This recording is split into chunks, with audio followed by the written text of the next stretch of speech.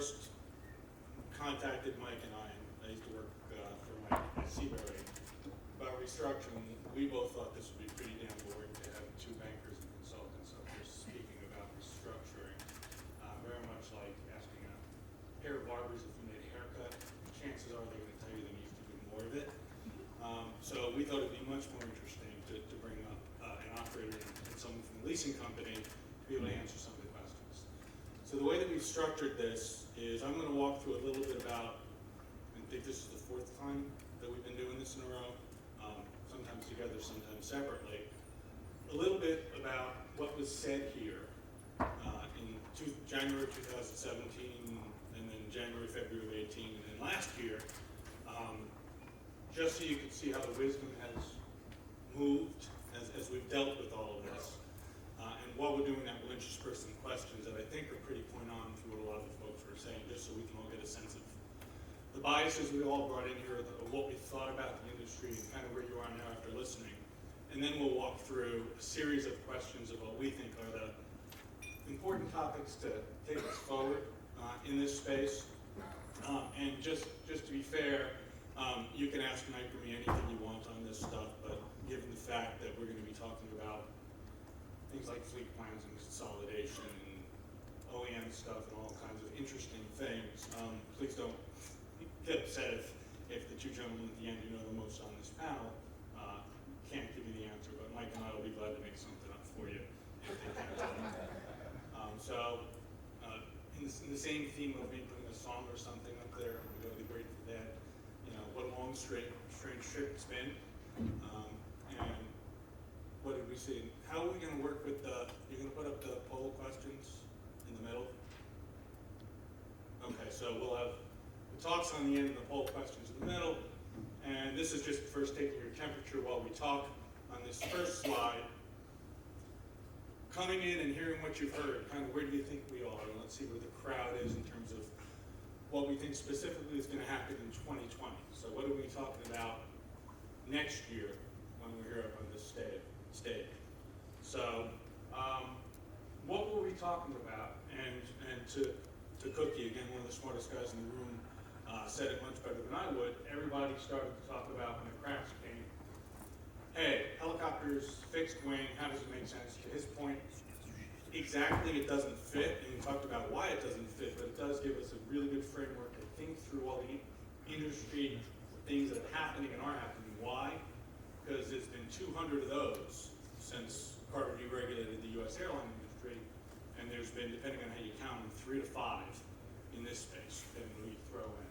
So we saw multiple restructurings. We don't, in this room, all follow the industrial space, but we do have to remember that Ericsson went in that year as well. So there wasn't just one single one. And we started to talk about the restructurings that were happening at the time because nothing had stopped. And we gave the analogy to fixed wing, but again, many of the things that you've heard people talk about today came up then. Not that they were accepted then, but they came up then. So David versus Goliath. So whether you're looking at the leasing companies or the operators, when you compare them to the oil companies, it's just absolutely ridiculous. The negotiating positions, the ability to raise capital, it makes no sense. So it's not a fair fight going in to the extent that there has to be a fight. The term that we came up with was fungibility, which is exactly what Cookie talked about, is you can't move helicopters. You can't move them easily, you can't move them cheaply. If you ask the operators in the room, you can't move them in the same jurisdiction without making certain changes, let alone lessors moving them. And as we saw when Bristow moved a couple of helicopters from Australia up to the North Sea, it's $1 million to fly it there. You can fly up to 3 of them in an Antonov, but that's it. So it's not a 737, which can be flown somewhere else easily. The maturity and depth of the helicopter market, to the extent that Crispin was talking about, it's a new industry here, but also in terms of all of the documents. So if you listen to all the lawyers who were talking Eddie's panel about this, every single fixed wing document assumes there's going to be a bankruptcy and it's written as such. In the return conditions, none of this was. So we've been learning over the last 4, 5, 6 years, we've been learning how to do this. And finally, we talked about, hey, what's next? Are there going to be more restructurings? Is there going to be consolidation? We did talk about that. We talked about cost cutting. These are all the same things that we're talking about today. Well, we didn't know what we were talking about. I'm not saying that we do now, but we really didn't know then. And I always tend to say something that pisses somebody off. And that year, what I said, with a $100 world tomorrow won't fix the issues today. What's fundamentally happened to the industry is we all learned, and the oil companies forced us to use our assets correctly. So United had lots of 737s before. Southwest showed up. They flew them 8-9 hours a day. Now they fly them 11 hours a day. Southwest goes away, it doesn't go back. So that fundamental shift in how we've used assets, properly used assets, has been the biggest change in the oil and gas part of it. And everybody talked about the V-shaped recovery. Hey, it's going to come back real quick. And I'm not saying that all the operators thought that, but an awful lot of the investors were looking at ways to get in and out relatively quickly. So, okay. So, Chris, they say you're on board. And, wow, Mike, we might have work. So what did we talk about the next year? Again, we started talking about SG&A as a percentage of revenues was too high. We heard Chris talk about that a little bit today, but people are focusing on that. But at the same time, we were talking about the revenue side of things, but we weren't talking about the fact that it absolutely has to come back to save this industry. We can't cost cut our way out of it. What we started to think about it. Labor, and we'll get into it, we talked about managing productivity. This is a little bit off line. Fleet, access aircraft, now we were talking about all the ones on the ground as opposed to being able to move them around, and what we were going to do. And finally, we started to clarify the comparison of the fixed wing, right? It doesn't look like the main lines, but it looks like the models that do. They sell flights to large airlines for a long period of time. The regional airlines, 10-year contracts to fly an aircraft, and they go buy the aircraft. Mason just got a 10-year contract at United. They've been doing this for years and years. Guess what? They just bought a bunch of new origins. Leasing companies and operators in this room would take that one all day. Finally, we saw dozens of consolidations of U.S. airlines into 4, and they all became profitable, and it was all in the U.S. So we started to see the term green shoots. There are green shoots in some of the markets, meaning some of it's coming back. And we all talked about the U recovery. So we knew it wasn't going to bounce back, but we still thought that we were just a year or 2 years away from getting there. And can you pop the next one up on this one as well?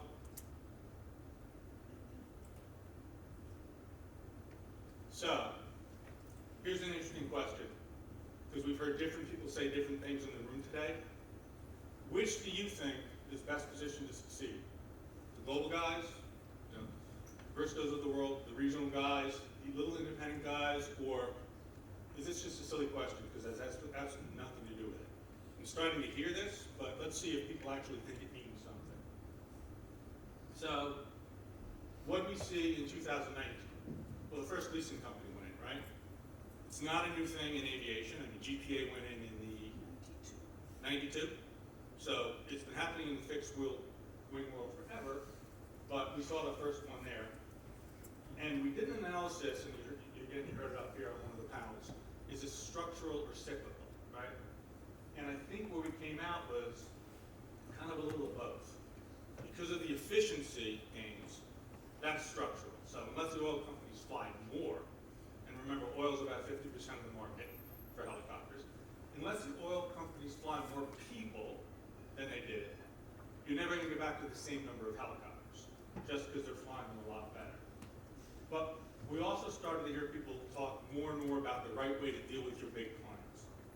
So finally, we're talking about the economic trends here, and it was, how many restructurings are there going to be? And you guys in the audience were pretty smart, because it said 1.5, right? So that was priced exactly perfectly, the 2 restructurings that happened in the space. And people started to talk about the bathtub recovery.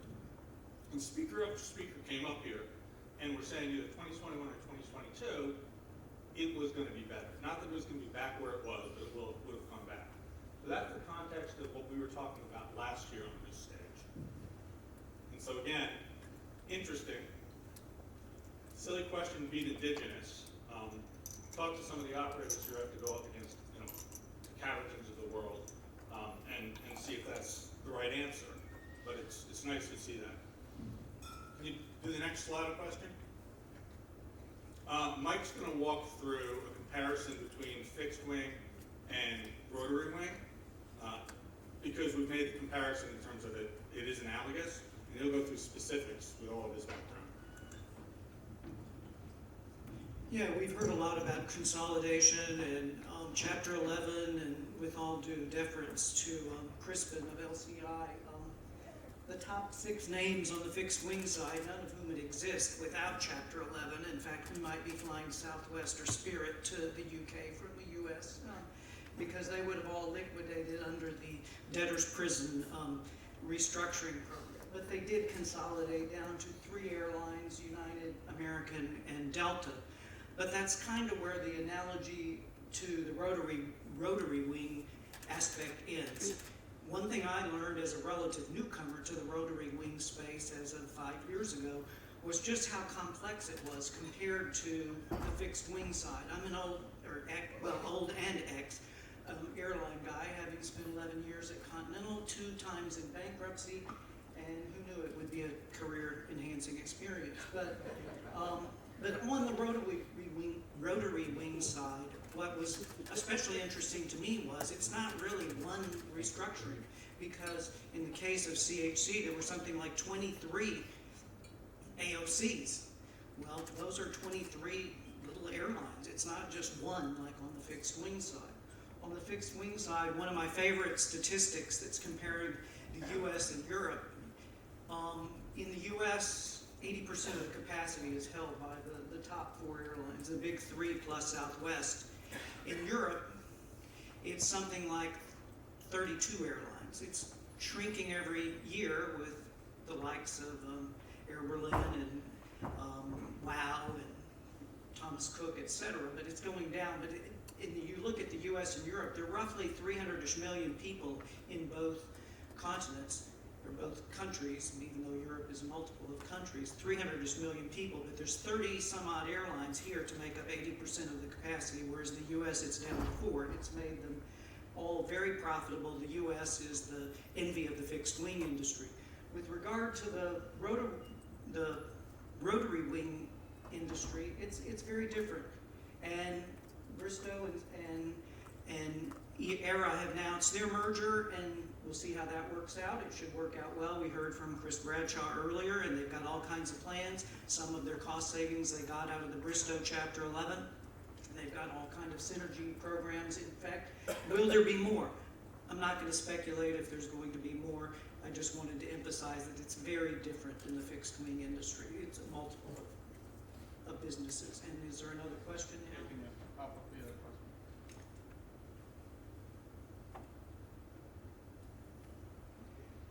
Okay, his question is, if you believe there's excess helicopter capacity, which will make the biggest impact in reducing it?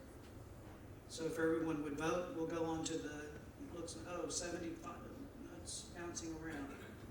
You can talk next. Okay. And then my last slide shows, actually on the helicopter side, what did the 4 that went through Chapter 11 do on their fleets? And you've got all the fleet types down the left-hand side and the before and after Chapter 11.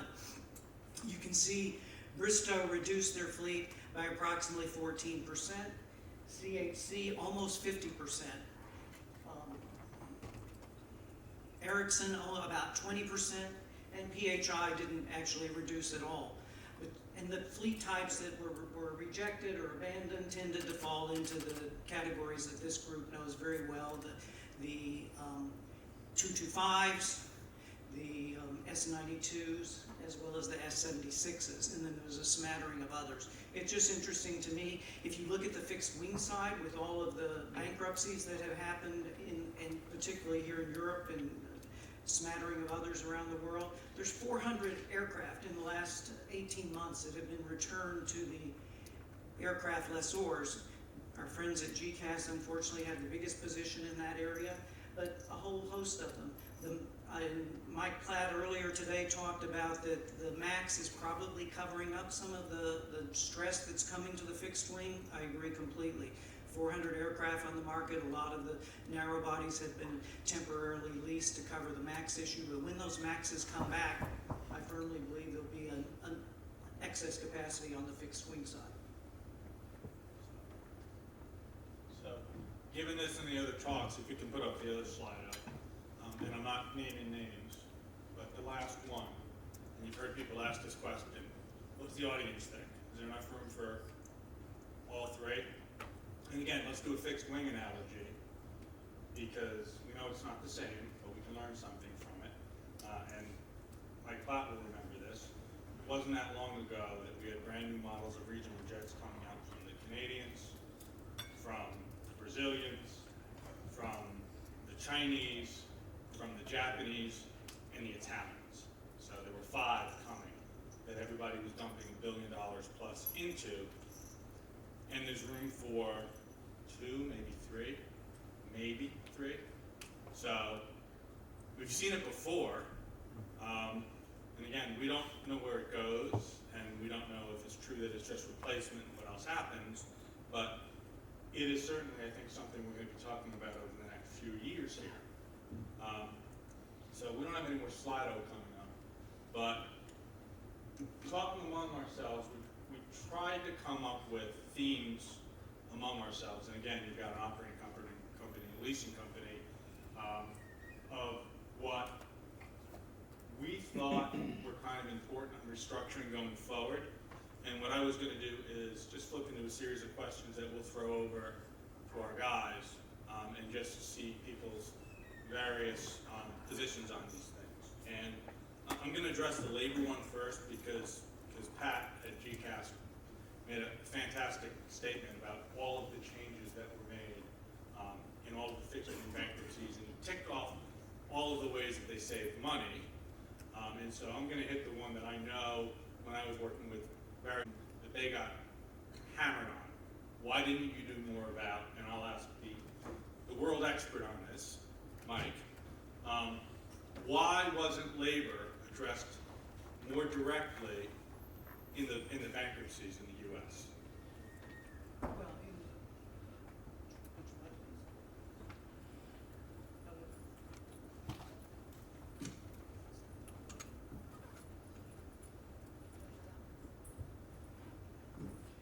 in operator error, probably. Right, mine's up. And don't touch anything. In the U.S., there's a concept called 1113, 1114, which is a bankruptcy code change that allowed a bankrupt company, and this is not limited, I believe, to airlines, that was put in place as a result of my former employer rejecting the labor contracts as if they were just another executory contract. They did that in 1983. It was upheld in bankruptcy court, and the labor unions lobbied Congress to change it so that labor contracts were not as easily rejected or amended in Chapter 11. It's been used by all the big U.S. carriers of late in their Chapter 11s to get labor concessions, but one thing people need to remember is it's temporary. You only get the savings by taking a labor contract through the 1113 process temporarily. You still have to negotiate a collective bargaining contract on the coming out side. Having said that, that is not available to any operator who has foreign labor, and many of the bankrupt helicopter operators had a lot of foreign labor, and you can't touch them. We get approached by fixed wing operations all the time worldwide and say, well, you can use Chapter 11 for your fleet, but you can't touch your labor with it, which is often a big part of the problem. Yeah, and so you've also seen a lot of people do out of court around the world, but that kind of takes time and discipline. And talking to any of the 3 CEOs or their owners while they were in Chapter 11, God, it was the first time in, and they had clients that could easily walk away because of cancellation for convenience. And every single one of them, I think reasonably so, said, geez, I better get this company out of here. I start to lose the confidence of my customers, that they don't think I can be there, and they replace me. And if anyone thinks that labor can get done in 32 countries in 8 months, it's just not going to happen. So they had to prioritize. They felt like they had to get out. Now, could something happen with labor going forward? Maybe, but if you guys look at the number of pilots that are needed globally over the next 20 years with growth on the fixed wing side, and if you ask any of the operators where the excess pilots have been going, it's not like it's going to be really easy to strong arm the pilots in the helicopter space either. So it's a great idea, but I think it's difficult to go through. So the second question is, look, it's common for older and older technology fixed wing aircraft to exit via part out. How realistic is that for helicopters, given the smaller number of helicopters manufactured per type versus fixed wing? So 320 S-92s versus 5,000 737s. So. Yeah. Is that working? Yeah. I think part out was really interesting. I think we're going to be spending a lot more time this year thinking about that. I think there's obviously been a bad experience on residual values for many helicopter investors, and one of the ways of thinking differently about that is pricing the aircraft two-way part out. And so getting comfortable with what the value of an aircraft would be in a part out scenario is going to be really important for, I think, investors coming into the space. I think there are some complications there. I think it's very model dependent. Where you have aircraft that are generally speaking on power by the hour schemes, especially OEM power by the hour schemes, I don't really know how you can do part out and not be in conflict with the OEM on that. Whether or not there's a space for that, I don't know. Other helicopters that aren't on, don't have a kind of predominance of OEM power by the hour, I think there's a much bigger space for part out. So yeah, I think it's model dependent, and we need to start thinking about it some more. I think the answer is in the numbers you said in your question. I mean, the scale is just massively different. I mean, to have the same impact, you'd have to have the same numbers. Can it have an impact? Certainly.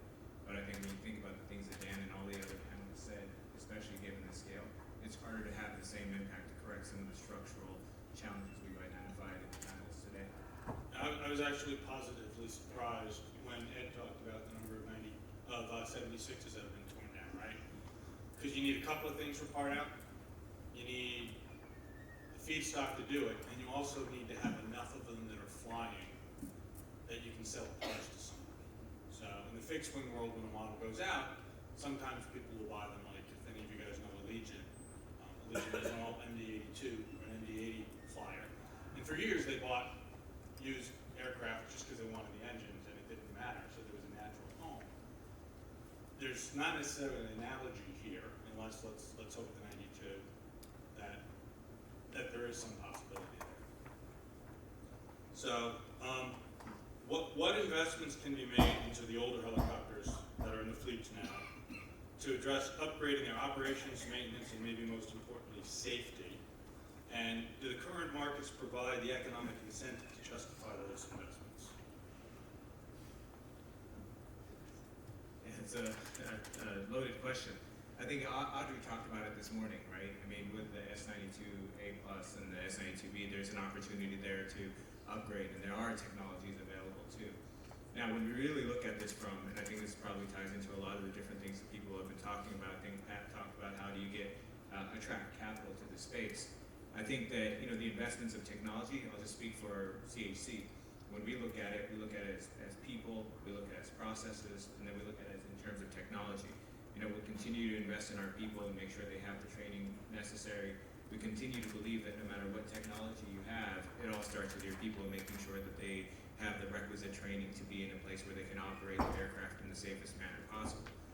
Same thing with processes. And when it comes to technology, it really comes down to being in a position where you can explain to the end customer the value of that technology, right? Because at the end of the day, that technology costs money. And for us to be able to fund that technology, we have to put the mechanisms in place, whether it be from a contractual perspective, whether it be from a finance perspective, to make sure that we can establish for the ultimate person who's financing that technology that there's a value there. And that value comes from, I think, and this is why we said safety is a linchpin for this, is ultimately showing the end customer that there's a value to the technology that we'll bring, and that technology will have a benefit. I mean, let's face it, we're still in an industry that kills 24 to 25 people a year. We still have 6 to 8 accidents a year. And the only way that we're actually going to impact those numbers is if we invest in new technology. And in order for us to do that, we're going to have to be able to get the customer to understand that there's a value to that, and ultimately get the capital to understand that there's a value to that. You know, let's face it, we're in a symbiotic industry. I mean, every one of these panels, there's a thread that you can weave through every one of these conversations, and it threads through fairly neatly. So I think that yes, there's room for it. I think there's space for it. I think that it is financeable, and I think it really comes down to working together to put mechanisms in place that allow us to obtain the funding for that. Yeah, I don't think I have much to add to that. I mean, the only thing I could add, and I'm a bit nervous to do so in a way, is that we actually have a reasonably old fleet, I would say. It's a used fleet, and we haven't had a lot of requests in our history from operators asking us to fund upgrades. So I by no means want to encourage that, but just as a informational point, in comparison to my kind of fixed wing background, there isn't a lot of requests coming in to upgrade those old equipment. If those were, there have been some, if those were to come in, obviously we have to do the same assessment, but is it adding value to our assets, and can we justify that, and how will we finance it, and things like that. But it's not something we've had to grapple with many times, so I guess it's not happening, or people just don't know they can come to lessors and ask for contributions for that kind of thing. Thanks for telling me. So in that same vein, what needs to change to make the economic justification to invest in the new aircraft or the new aircraft types?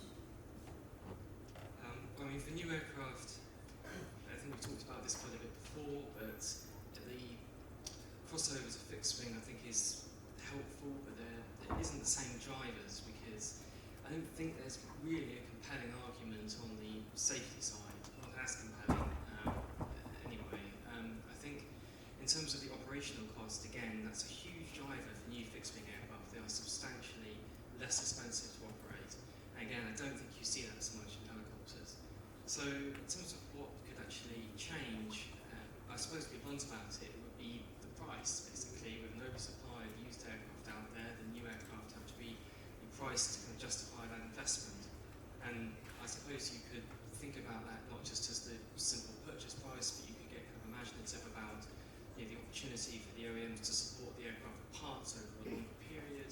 And so maybe that would be a way for the OEMs to get comfortable about adjusting the way they look about price.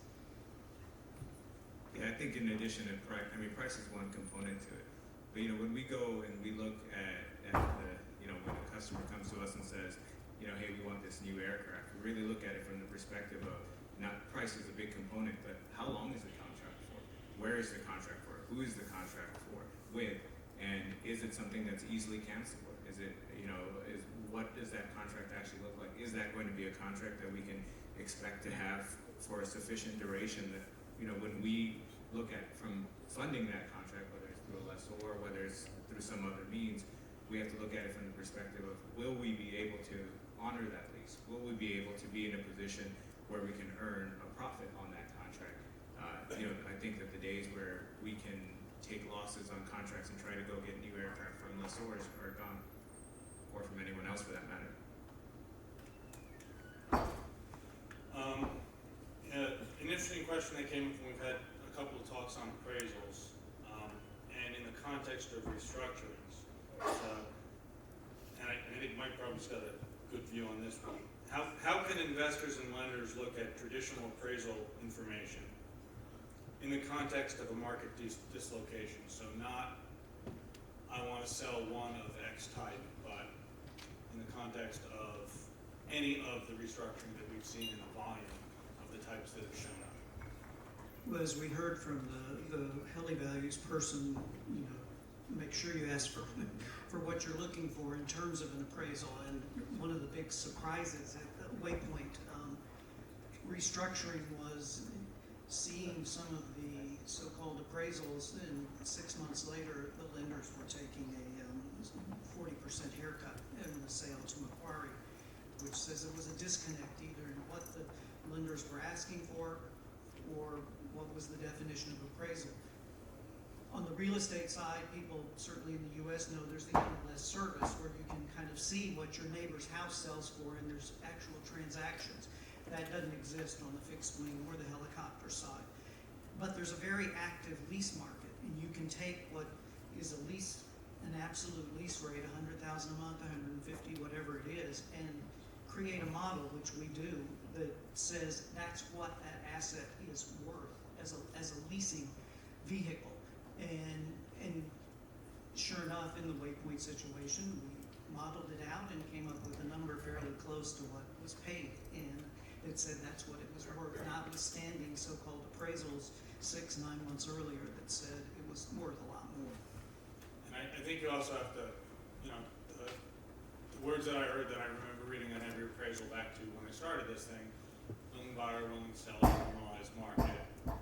So I had a lender ask me who lends into a utility operator recently and has got a loan against basically almost the entire fleet of that type. There's a couple of operators, you can guess it's a small number of them. Hey, how much should I trust the appraisals that I had? And I'm sure the appraisals were done fine. I said, well, that kind of depends. Are you trusting management team to sell the 2 or 3 over the next 2 or 3 years that you're asking them to do operationally, or are you going to get literally the entire fleet back? So if you think of the context of the 3 operator bankruptcies that we had, and again, I won't go to the 139 because there's 1,000 of them. I'll go back to the 92s because I think, Dave, the numbers you put up were around 320 or 30 were built, around 270 were flying. So in that context, any of the names that went through Chapter 11, the 92s that became available, meaning either they were being returned or they were in a position to be negotiated to be returned, were 5%, 3%, 7% of the entire available fleet. Fixed wing, the biggest guy that filed for Chapter 11, 100 of them, so 200 of them, a fraction of a percent of the available ones. So in a market where there's a lot of trading and a lot of transparency, well under 1% showed up versus for the first time ever, 3 to 5% showed up. So you need to know what the appraisal means. It means the former, not the latter, in terms of am I going to market some of these over time versus am I going to have to sell 5% of the worldwide fleet with a gun to my head in 10 months? Very, very different discussion. And then the last one that I have before we can open it up is, and this is really broad, what lessons can we learn from the Waypoint Chapter 11? So I don't know if any of you guys want to start to run with it, or I can start to run with it. So some obvious things, like if you talk to the operators, nobody saw immediate dislocations, right? So you can say, hey, it really didn't do anything, but on a long-term basis, they're dealing with a new servicer that they don't have a relationship with. They're dealing with a new servicer that they don't have a relationship with, who didn't draft the documents, so they're not their form documents. And the documents are different because of all the different operators. So in the context of the orderly management of their fleet leased to that company over the next few years, that's going to be interesting because you're going to be reading those documents. And as Eddie so correctly said, they're not all drafted perfectly, especially since not that much has been done in this space. So that's going to be something major. So no immediate dislocation, you think that anybody saw, but long term, that type of an implication. So I think if you're a lender and you're in this room, your answer is a little bit different, right? So I mean, the only people who are really, really angry are the lenders in here for some of the reasons that Mike said, but also for some of the reasons that they've never, with the exception, I think, of CHC's ABS, had anything else really been turned back to lenders before? I don't think so. And And so the implications are, capital markets are a little bit tighter. I mean, let's ask Bill and Crispin if the capital markets changed after Waypoint, kind of materially. And you know those lenders will absolutely never come back in the market, right, Mike? No, they will come back whenever there's a profitable entity to finance. The 29-year-old account officer that says, "I'll never do business with you again," will move on and there'll be another to take his place. And it's just a matter of time. It's someone else's book. It will come back. It will be after the lessors that were on this panel do their deal, kind of working through the overhang. After Chris and the fellow CEOs in the industry do their job to get revenues up, to get costs managed. This will be an investable industry again. Some would argue it's an investable industry now, but it will certainly come back. But it was certainly a body blow to take out the 18 to 23, I forget how many lenders there were, that are 26 that are shut for business now. So those are the questions I had. I don't know if there's anything else. Alistair?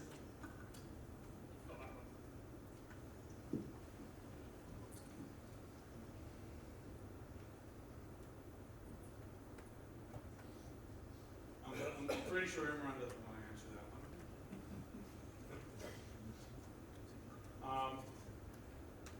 I don't know. I don't know enough about the technology to know if that's true, and if some of the technology, and I know that. Yeah, I'll take it. Yeah, I don't think it's binary. I think that both can be good, and I think both can benefit from, you can benefit from having expert pilots, and you can have the benefit of having great technology. And I think that the reality, and when we talk about systems of redundancy, this is exactly what you want. You want the best pilots with the best technology, and that gives you the best opportunity to get people home safely. And an obvious one to me is HUMS. So any of the folks that are in the room that aren't familiar with HUMS, it tracks a bunch of things on a plane with a bunch of sensors on a helicopter, and it kind of captures some data. And I'm very high level on this, but from what I understand, the sensors are really good and can track, like, some of them 100 readings a second, some of them 1,000 readings a second. And there's a ton of data there, and it kind of pulls it, like once a minute, everyone, it takes one reading. And then when they land, they plug it into something and they track it so they can see if something's going wrong.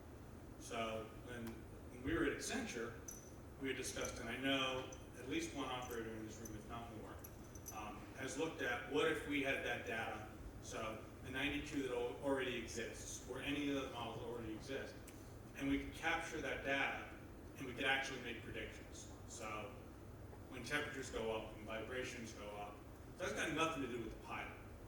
You could have an oh my god light that comes up that says something is about to fail, and it's not going to be 100%, but there's technology that's already on the aircraft, most of the aircraft, that you can do something to. So there are things that technology can help with. That would also help with maintenance, predictive. We talked about, there was a question up here, could you ever get to 100% predictability? Well, maybe not. But you could put a system in there with artificial intelligence, just with the sensors that are already on there, that you could predict an awful lot more.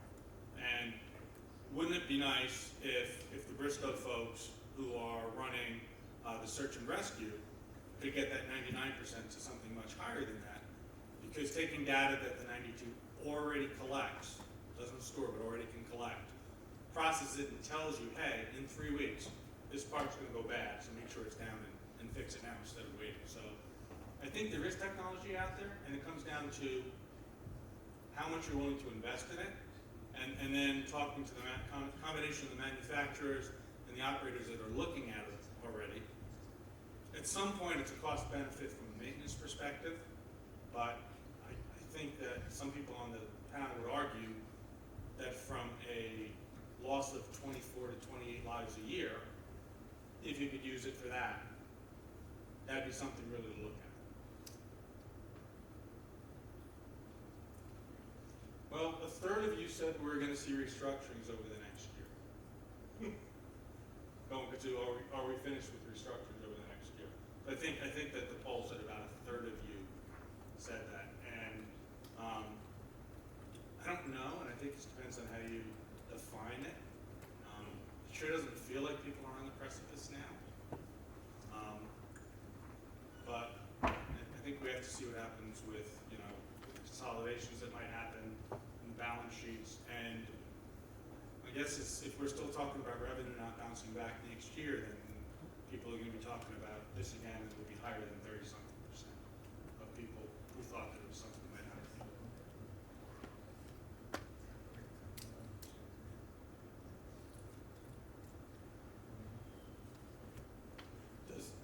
Does this include the one that's already been? I'm going to go with under. If you believe Cookie, there's a lot of consolidation that's going to happen in the lessor space. I would say 2. I agree with 2. It's really, really hard to do, and it'll take a lot of time. And again, there's a team here that's been working kind of around the clock for a number of months, and they're still months away from getting there. Again, I think it's different if you are just a local operator dealing with one AOC on a consolidated basis in one country with one jurisdiction, than if you want to throw in folks that are either regional or global. Because even a regional deal, when you deal with North America, you deal with, you know, Canada, U.S., Mexico, throw a couple of things in the kind of Central American space, and boy, that can be a real pain in the neck. It's extraordinarily complicated to do, and I think it'll be harder than people think it is. And kind of like none happened. We know, you know, the people who've danced over and over for the past number of years. Chris talked about it, but he's not the only one in the room that has danced with other people who are in this room since say 2008, 2009 until today.